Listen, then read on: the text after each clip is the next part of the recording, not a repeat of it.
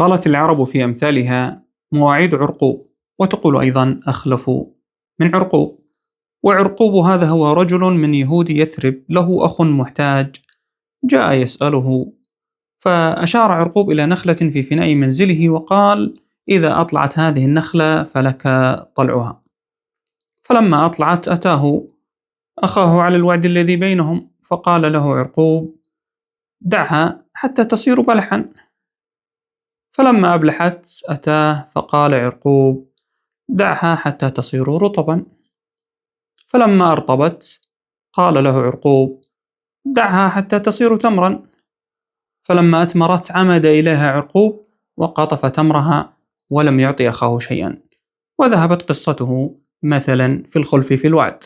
وفيه يقول الأشجعي: وعدت وكان الخلف منك سجية، مواعيد عرقوب أخاه بيثرب.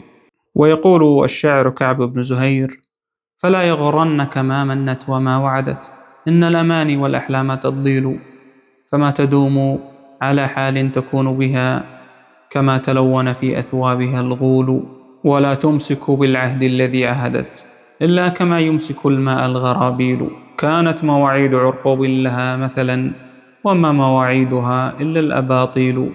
أرجو وآمل أن تدنو مودتها، وما أخال لدينا منك تنويل.